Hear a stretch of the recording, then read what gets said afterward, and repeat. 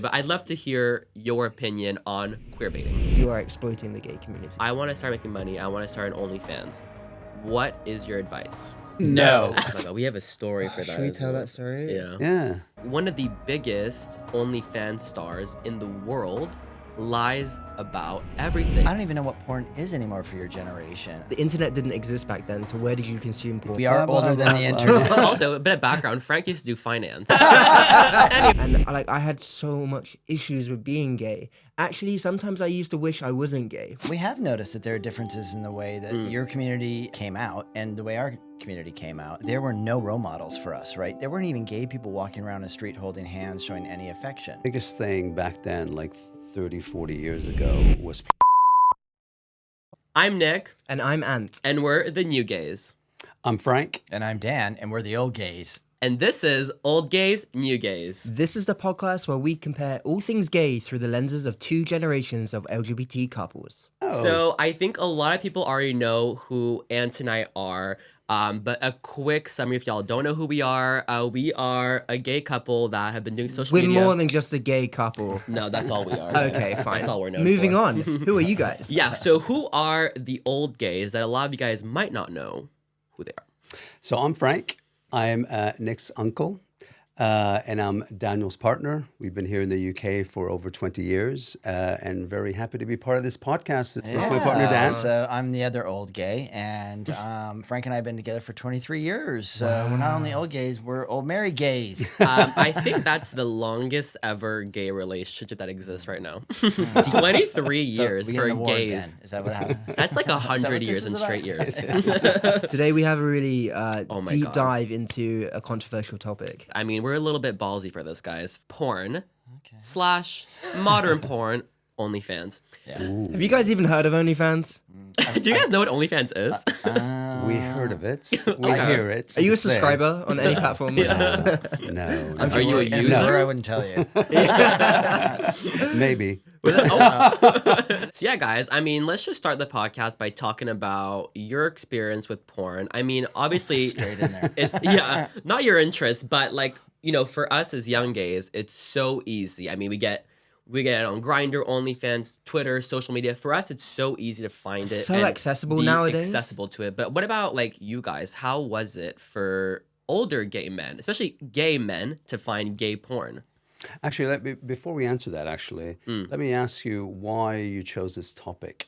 Actually, Dan Yeah. chose this topic. If we're going to be exposing, I was like, great topic, actually. So this is who wanted it, guys. I didn't want porn. Busted. As we were discussing topics, and we've known you guys for a few years now, we have noticed that there are differences in the way that your community kind of came into, or came out, and the way our community came out. And when we were young, there were no role models for us, right? There was nobody on TV. There was nobody in the movies. There weren't even gay people walking around the street holding hands, showing any affection. So if you wanted to see and understand something that you knew to be your identity, as much as we may demonize the porn industry, it was the only place for gay people to go to actually see what it looked like for two men to be together. And so in that sense, watching two men kiss or seeing a picture of two men kiss was almost as pornographic and That's exciting crazy. as full-on, sex. So it was very. So as the porn industry for us, for me anyways, as a young gay man, was really important because it was the only and the very first place I got to actually visually see two men together in a. Wow. And where did you see them? The internet didn't exist back then, so where did you consume porn? Yes, that's correct. We are older than the internet.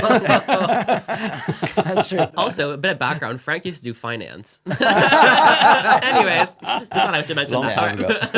Thank goodness you're retired because Yeah, thank this God. episode could get you fired. Exactly. He's retired. Yes. It was pretty basic back then. Like we didn't, content on the internet was just non-existent, to be honest. So it was pretty much magazines and stores on occasion if you'd see them. And then they had these places that they'd rent video cassettes where you would rent porn. Oh my And- god! In Blockbuster, imagine pulling and up to Blockbuster yeah, all that and sort of having a stuff. porno But there on was the no, top there shelf. was no. It was pretty primitive. There was absolutely nothing. So was there like a lot of gay porn options on cassettes? So here's the thing. There was Not there as was much as today. The two big magazines when we were kids was Playboy, and there was one for the ladies called Playgirl. And that you could walk in and get a Playgirl and not necessarily out yourself as a gay man. Although they kind of go, "Why is a guy buying Playgirl?" For your girlfriend, right? Yeah, that's right. So, but that was very soft. Well, today it'd be considered soft porn, where it wasn't anybody engaging in sex. It was just pictures of naked men. But there was gay porn, but you had to, it was probably available in maybe one or two places, and it was tucked back away in the dark corners with lots of sheet wrap around it. And so And if they you were went to get all it, the way up in the top shelves, so you know you had so to. it was really obvious that you're trying to reach for that gay porn, yeah, so basically you kind of outed yourself. You know, if you walked in and you got something like that and walked out with it, you know, and so look, and then you hide it, and there's a lot of shame around it. they A lot of judge shame you around it, in the not just store? for the get porn, but also just for the fact that it was gay porn. I mean, tremendous amount of shame picking it up. But also, I find it's crazy that, like you said at the start, like that was, and even if you could find it, that was your only content for gay anything. That's insane. Absolutely. The biggest thing back then, like 30, 40 years ago, was Playboy. That was the core part of where people saw porn in magazines. That was about, I'd say, And Hustler. 70, 80, 90% of the content. So So in it's another sort of porn Magazine. You don't even know Hustler? Okay, wow, okay. You I'm can like, name what's a magazine? and so you got really clever too, right? So you migrated. This sounds terrible.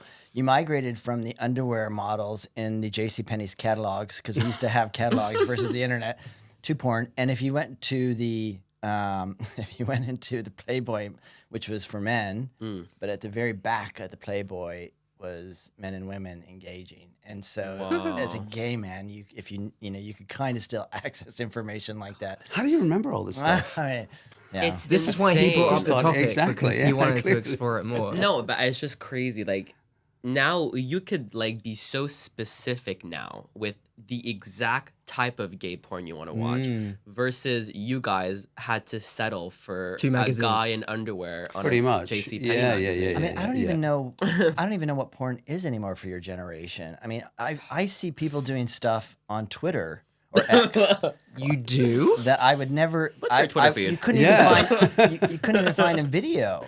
I mean, Listen. it's such a gray zone now. What is porn and what's not? Let me ask you this: the fact that it's so available in your generation through Yeah. Twitter and everything else, and then the internet and sort of stuff, is there less interest of Absolutely. your generation that kind of Yeah. I mean, because it's you get- accessible, it's not. You get so desensitized by it. Like you guys said, like having a kiss on TV was like your porn back then. Yeah. Now you can access a YouTube video of me and Nick kissing, and people have even taken the thumbnail and uploaded that to Pornhub.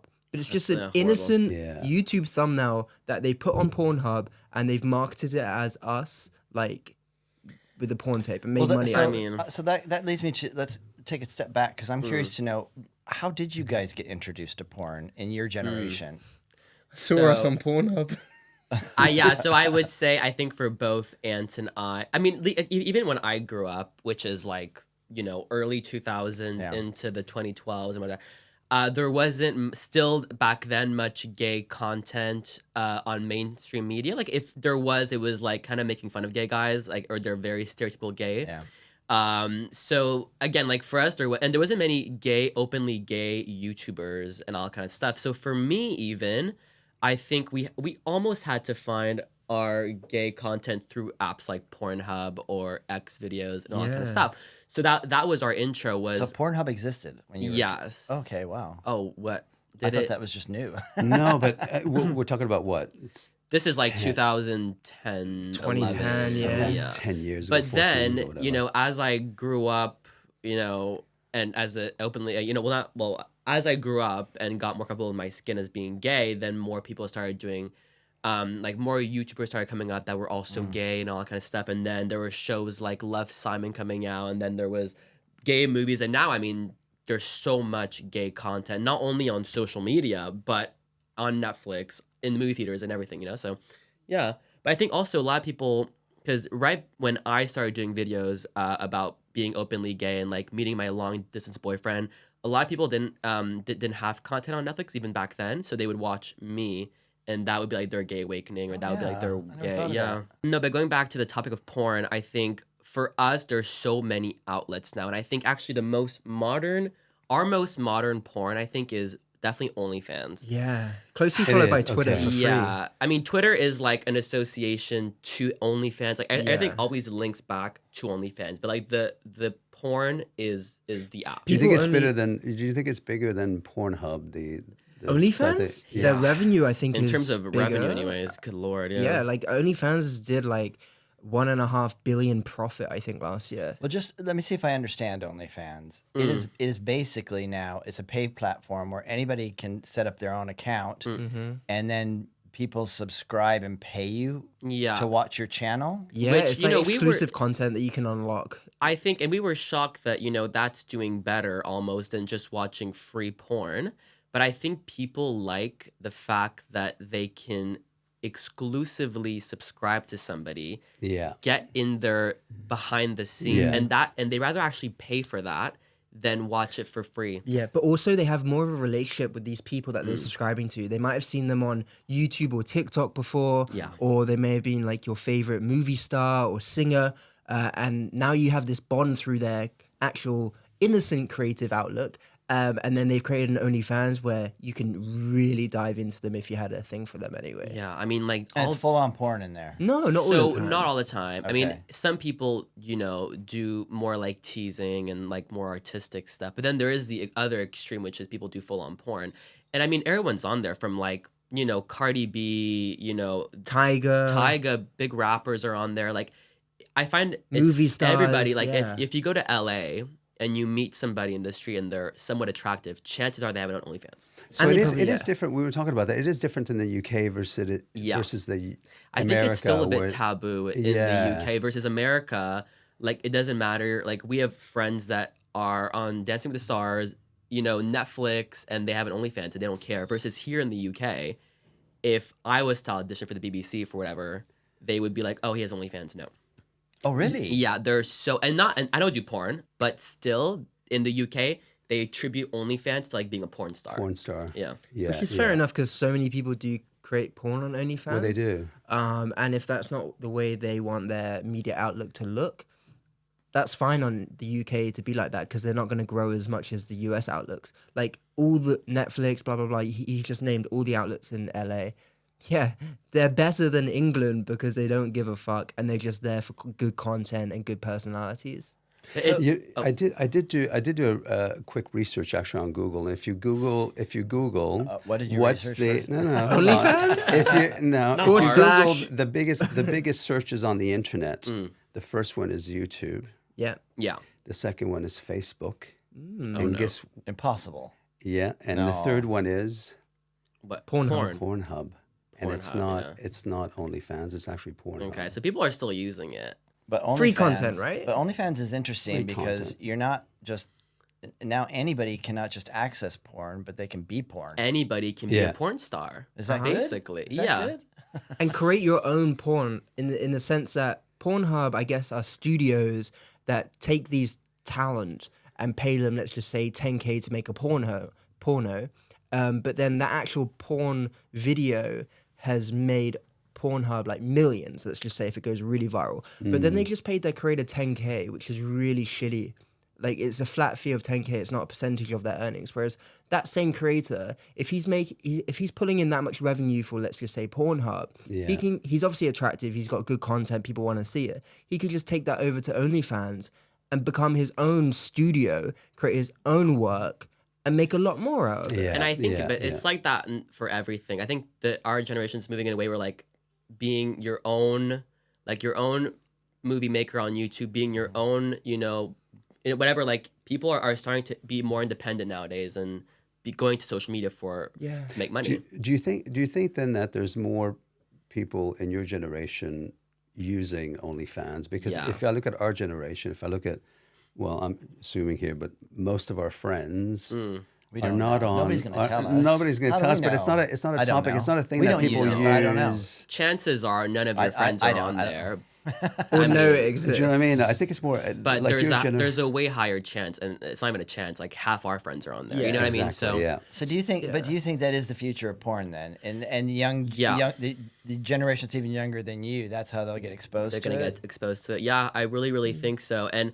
so Ant and I have a lot of background with OnlyFans and that kind of world. And I don't know if you guys even know this, but we're gonna talk, a lot about a few stories of people in the industry. And the reason we know so much about it is because about 2 years ago, Ant and I had like a talent management. And the reason we did a talent management is because we were declined from a lot of managements in the UK purely based off the fact that we had an OnlyFans. So we just said, okay, well, let's be niche and let's create our own agency, because there's so many people in the UK that have OnlyFans that can't get management. Let's create our own agency and take on talent that have OnlyFans. So we did that for about half a year. It was really good. We ended up stopping just because our own socials were dying because we were spending so much time on their social media. Yeah. But anyway, so having this agency, we learned so much about very famous people that even you guys might have seen on your TikTok feeds that are on OnlyFans. And it's very similar to porn stars in a lot of ways. We learned a lot of things about people in London, big, like older men that, own some of our favorite places in London, going to freshly 18-year-olds. We have like so many stories just because of this agency. And I'm just going to start off by saying one of them. So similar to porn and porn actors, there's one of the biggest OnlyFans stars in the world lies about everything. His name, his boyfriend, his age, everything. And so we all see him on our For You page. I guarantee we all know who I'm talking about as well. And I just don't want to explain because there's no reason for me to call him out. Like he's on the So I don't want to get sued. Yeah. No. So he has he's very famous for having a boyfriend who looks very young and everything. And people are like, oh, they're so cute together. I love them. I love their content. It's not his boyfriend. It's actually his client. It's his talent who he's managing, taking cuts from, and building up his online persona. And his actual boyfriend is like a 40-year-old guy who's running all this. He's running it. So his actual boyfriend is behind the scenes running this big operation, but him on the front end, he's the publicity for it. So he's one of the biggest OnlyFans creators, and he brings in other talent that have no followers, but have the potential to be massive on TikTok and OnlyFans and produce a lot of revenue, which they do, because he builds up and collabs with them and fakes that he's their boyfriend. Is that wrong? I mean, I would think that part of the porn industry anyways was fantasy. I mean, it doesn't have to be honesty. Is it required on OnlyFans to be honest? But don't people know who his boyfriend is? Well, this is I think it's more so what's wrong about it is the fact that he is portraying this on social media as a whole, not just OnlyFans. And that this little also there's a whole separate topic to this, but his boyfriend, who is freshly turned 18, looks extremely young, and he puts young filters on him so he looks even younger. This is to his the real point boyfriend. where he looks about fake 14. It's big for okay. Like 14. And I personally find that's disgusting. And he's making this boy who is his talent, pretending to be his boyfriend, making him look super young to get more clicks and more followers. I think in that case, like, he's already really young. He just turned 18, and then they started making content together. But the thing that makes it wrong is to put even younger filters on him to make him look below the age of 18, like as if he doesn't picture, already. you'd be like, that kid's 12. Yeah. Like, it's that bad. And it's not monitored by OnlyFans. It's well, not, I guess legally he is 18, so there's no problem. But I can imagine that there's all kinds of stuff happening on that channel. If it's behind a paywall where you don't see stuff, I could only imagine that there's like, I can only imagine what's happening. No, I think OnlyFans as a whole are very good at regulating it. You have to go through a strict verification process. More so, the problem is just portraying him to look younger than 18 and creating that sort of content is quite disturbing. But the fact is, people I could be wrong here, but people use OnlyFans to drive revenues. Yeah. Like to make money. Oh, 1,000%. And yeah. so if things, people are creative and think of things to do and be different and all sort of stuff, and if that's one of the ways that he drives revenue, then people are going to do that unless it's restricted and they put limits on the things that you can do and all sort of stuff. But people are going to be, I'm gay, I'm this, I'm that, to drive revenue. That's just the reality of it. And I think we were talking about that last weekend as well. But I think as well, it's actually quite difficult to monitor that in terms of categorizing. You can only do this on, OnlyFans because you're gay, and you can only do this because you're straight and all that sort of stuff. I think it inhibits people from being. I think what you're getting into, which is a separate topic, but kind of again similar, like people being fake for clicks on OnlyFans. Yeah. Let's just talk about it. Yeah. Queer baiting.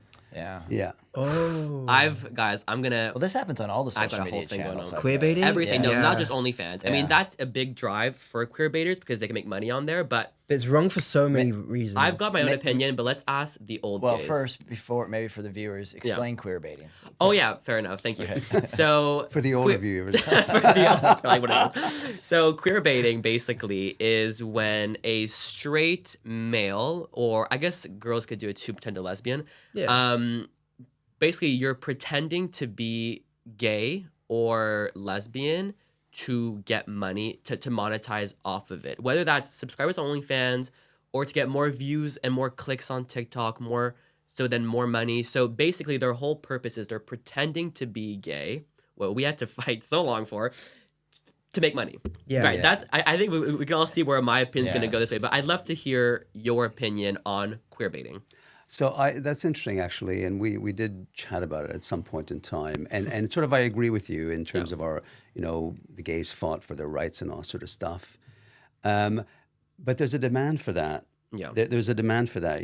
Straight gay guys would like to will like to see straight looking guys in porn and all sort of stuff. So I think that's part why they do it, because there's a high demand and they know they can drive revenue around that.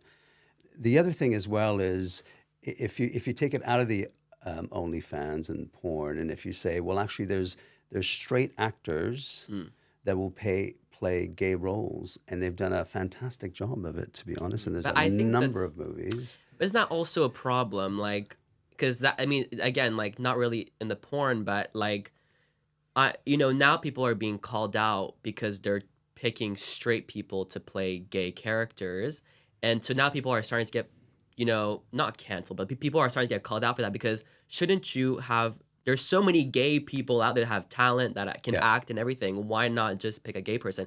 And if you're just saying, well, because it's nice to have straight looking men to play gay characters, there's a lot of straight looking gay guys. Like my husband, for example, he's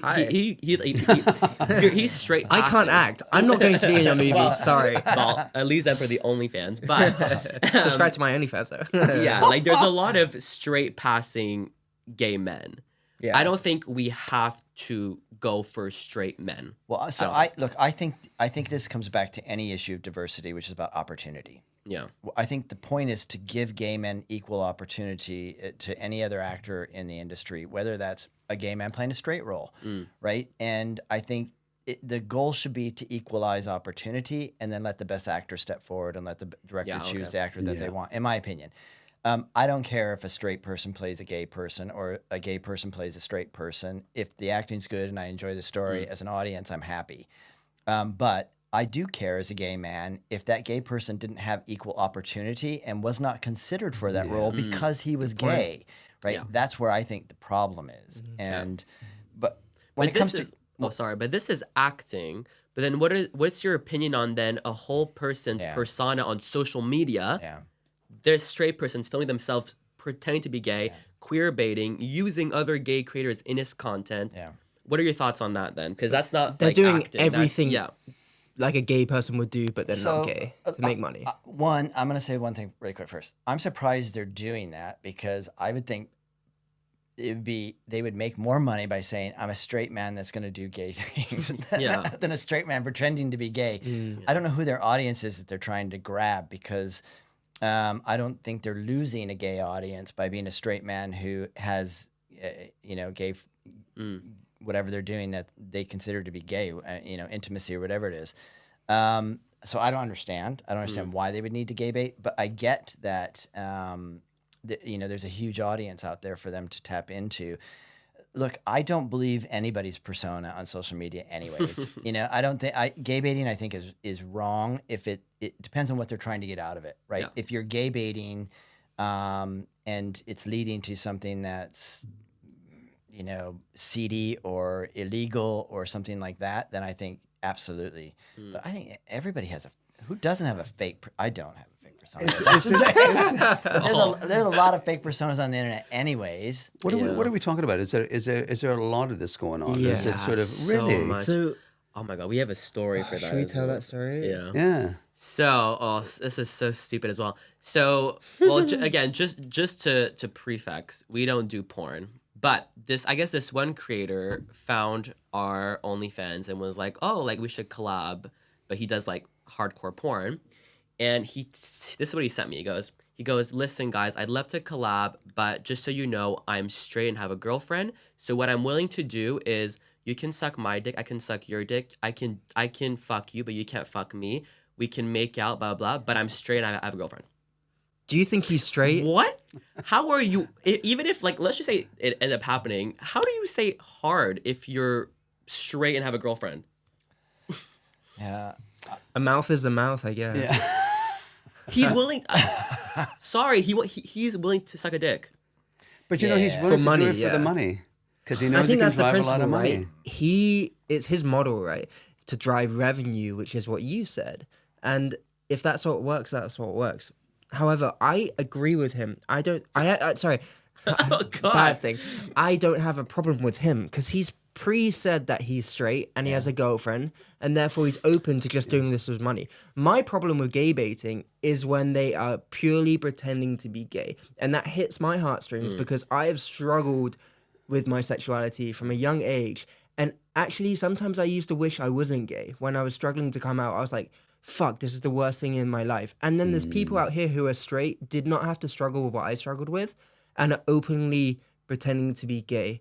And I had so much issues with being gay, and that here they're prancing around like sucking dicks, pretending to be gay, and they're not even gay. Pretending, And yeah. then they're on top of that, they're making shit tons of money out of it, exploiting our community. And I would use that word exploiting because I feel if you're not open with your sexuality and explicitly saying beforehand, I am straight, and you are just pretending to be gay, you are exploiting the gay community. So let me ask you this then. You think only gay men should be allowed to do gay porn? No, I think you should say that you are actually straight doing gay porn. Okay. I do not have a problem if Yeah. you're straight and you do gay porn as long as you are making it clear you are straight.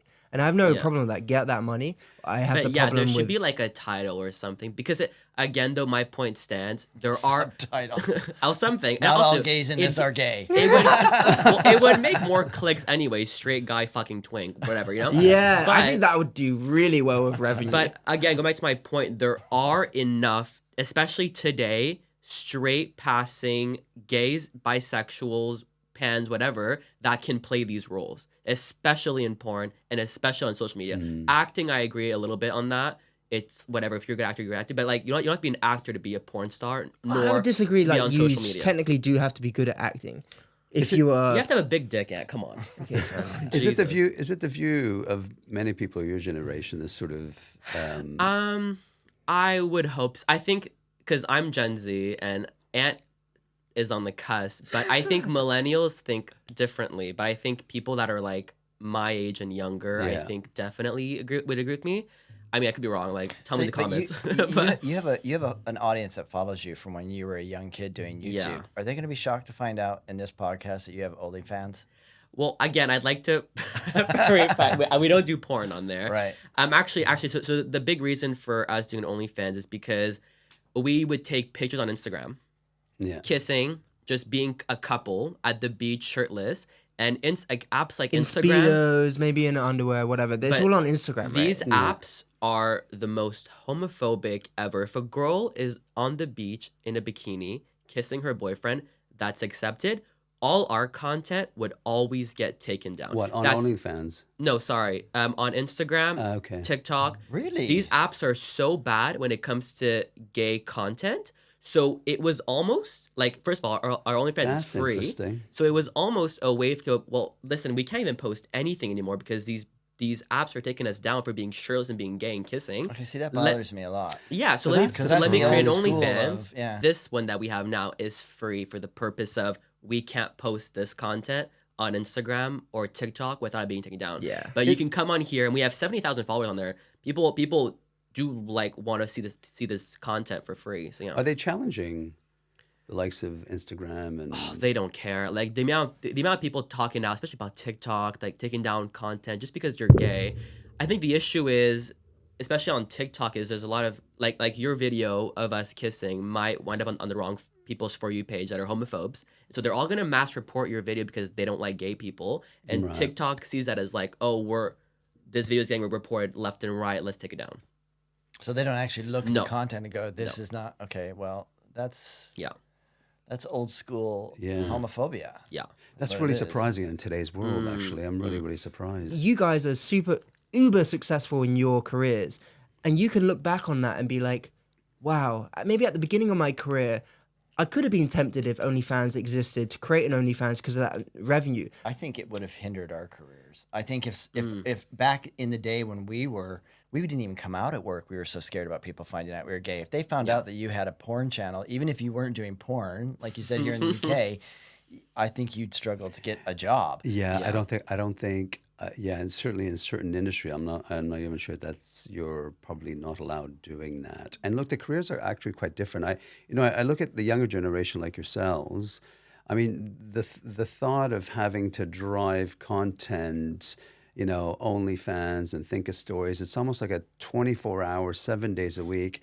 And I'm thinking we've had stressful jobs, and it's pressure and all that sort of stuff. But equally, I think your careers in social media, I think it's not an easy thing. I think if you want to be successful, it's like a 24-hour thing that you're continually thinking and Thank you driving for stuff. That's nice to see that it's you nice got to that actually. Because you remember when you first came to the UK and you spent a couple of weeks or a couple of months at our place and all that sort of stuff, and I hadn't really appreciated. So I we knew you, obviously we know you, and we know your content on YouTube and all that sort of stuff. And I hadn't appreciated the behind the scenes, how much work it takes just to get a little clip of 30 seconds or 45 seconds. But I think to add to your point, that was going to be one of the questions I had is, what is the longevity?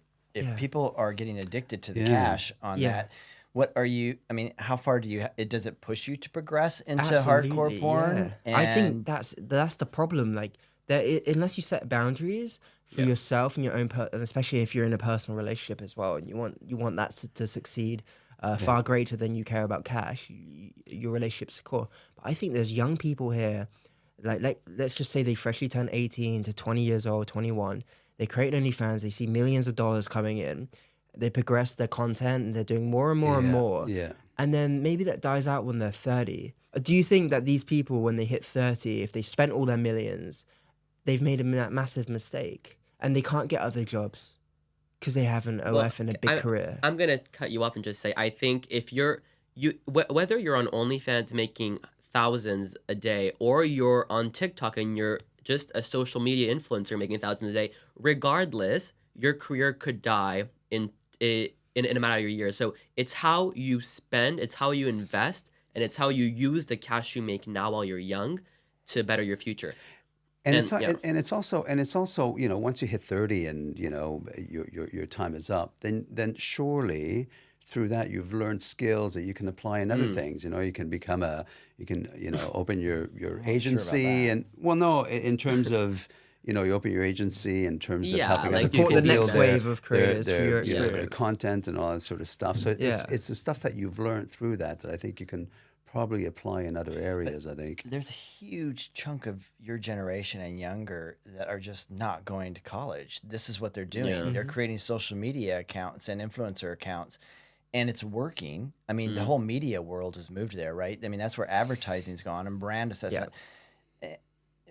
But it's it's interesting that, you know, I mean, because Nick, what you just said is a business mind, right? You're thinking, I'm going to get the cash and I'm going to do this, I'm going to do that, and da. But who has that business mind other than maybe you at 20 or 30? Yeah. Right. So the question is longevity, and, you know, and how far do you push your boundaries? And are there going to be any boundaries left at the end of this new experiment in life of the next generation, where everything is okay to be porn?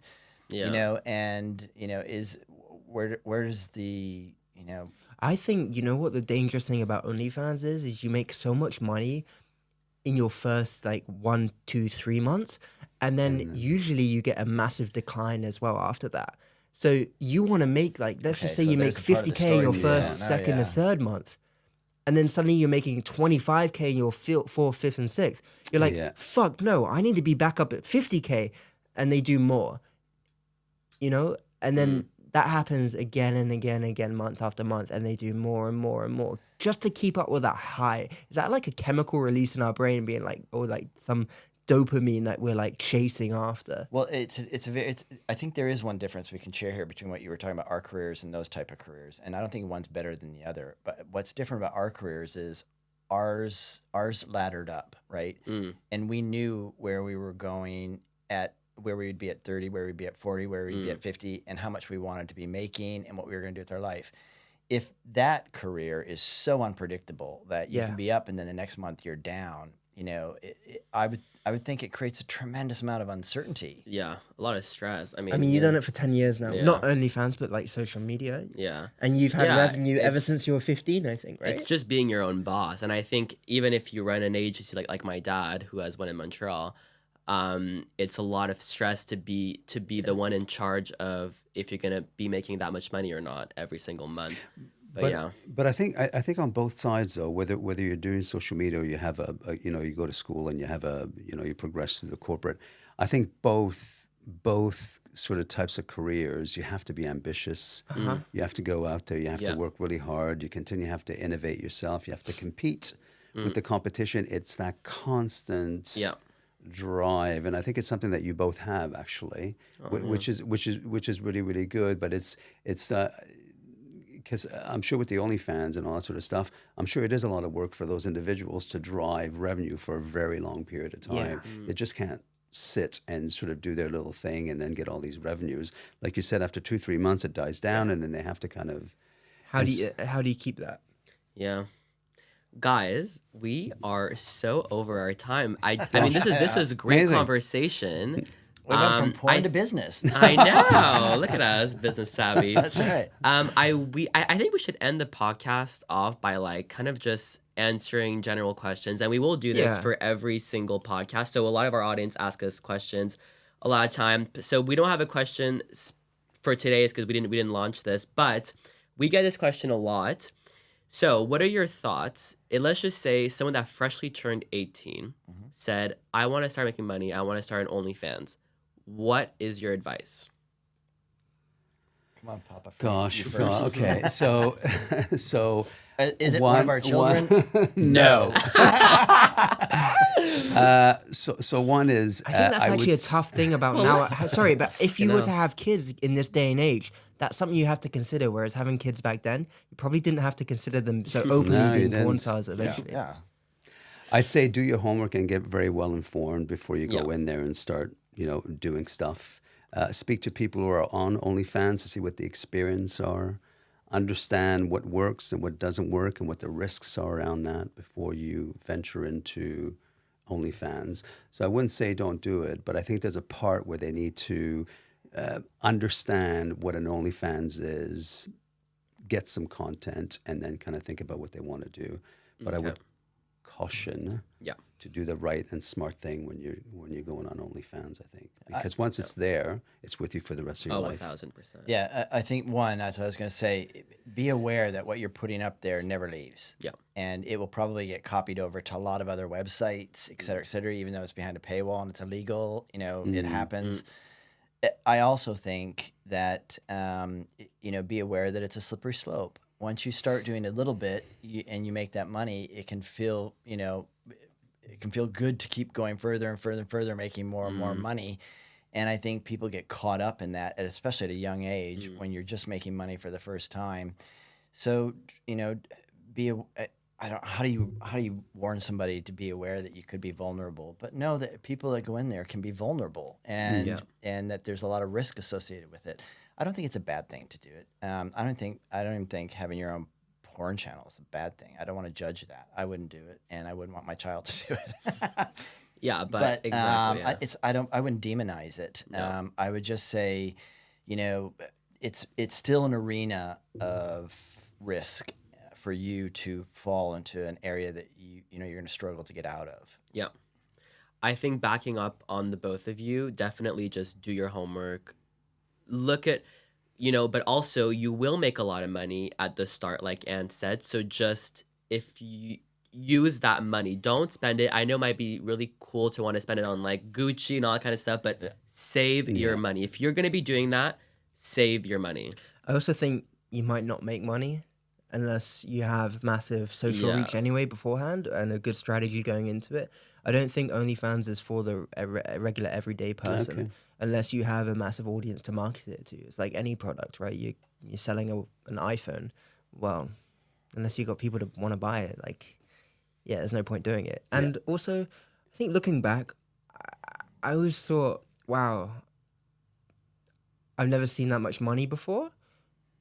But it wasn't until I got into other things like property where I actually saw the same amount of money and if not more. And that opened my eyes being like, why would I want to post pictures of myself on the internet for money when there's so many avenues out there to make even more money? But we took the money we made and invested it properly and made more money. But this is my message. If you're going to do it, save your money and invest it. I think it's really smart advice. Yeah. And, you know, it's hard at a young age to have a long-term plan, but have a long-term plan. Yeah. Overall, I think our opinions, even though we're, you know, the young gays and you guys are the older gays, they kind of interlink somehow. This is why this podcast is going to be so good, because we have the composure in one corner and a really great wisdom, calm perspective. And we have the really nice raunchy, messy perspective here of the young gays, because we simply do not have the life experience you guys do. So we look at things so much differently. And that is why we're so excited for old gay, new gay or young gay? I don't know yet. New gays, old gays to be launched. Guys, thank you all so much for watching. If you did enjoy this episode, don't forget to subscribe and follow our podcast for episode 2, which might be even more raunchier. Oh, who knows? How can it be? Wait a minute. This is not what you signed up for. If you also want to follow us all individually, all our links will be linked down below. Somewhere below. Yeah. All right, guys. Great Well, great for a podcast. Bye-bye. See ya. Okay, Bye. Bye.